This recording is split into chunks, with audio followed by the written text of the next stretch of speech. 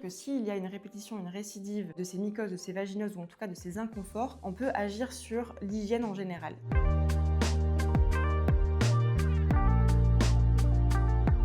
Est-ce que tu peux nous expliquer quelle est la différence entre une mycose et une vaginose?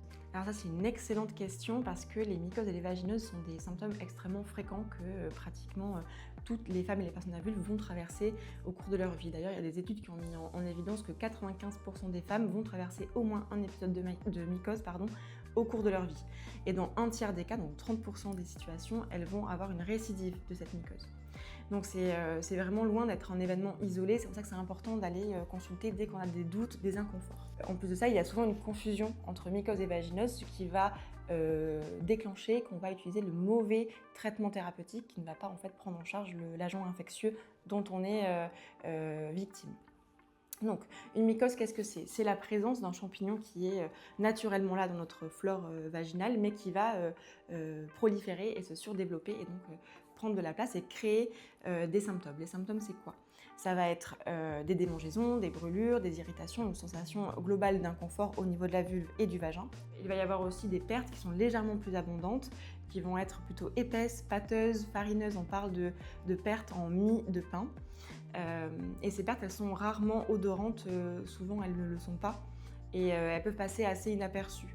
Donc c'est intéressant de faire la corrélation entre j'ai un inconfort, j'ai ce type de perte, ça peut aiguiller mon autodiagnostic. Ensuite, il y a les vaginoses. Les vaginoses, elles sont la conséquence de la présence en excès d'une bactérie.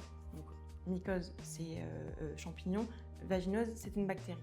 Et là, quels sont les symptômes? On va avoir toujours pareil des irritations, des brûlures, des démangeaisons et une augmentation des pertes qui vont être plus abondantes, mais cette fois-ci, elles vont être fluides et elles vont être odorantes. On parle d'une odeur un peu poissonneuse de poisson. Qu'est-ce qu'on fait dans ces cas-là? L'idéal, c'est de faire un prélèvement vaginal pour faire confirmer son autodiagnostic, pour éviter de se tromper et d'utiliser le mauvais médicament, le mauvais traitement.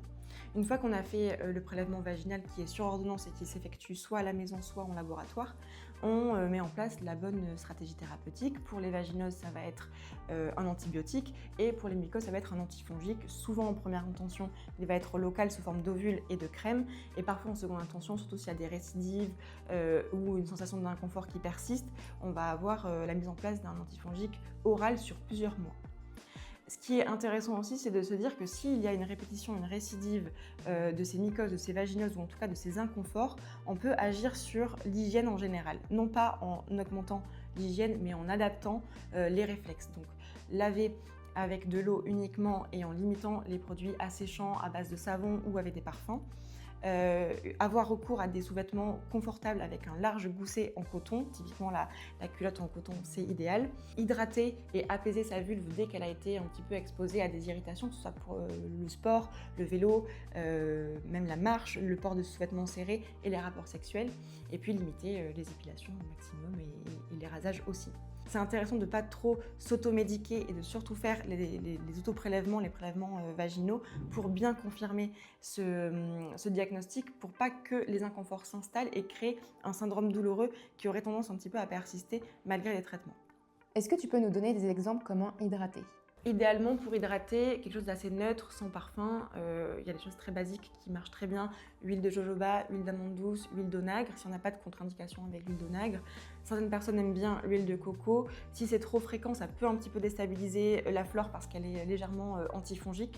Mais si c'est ce qui nous convient bien et qu'on l'utilise depuis des années, alors on reste là-dessus. Il y a aussi d'autres produits qui sont super. Il y a des baumes et des gels qui sont développés par des initiatives de santé, des sages-femmes, etc. Ça, vous pouvez chercher un petit peu ce qui vous convient le mieux en termes de texture et de composition.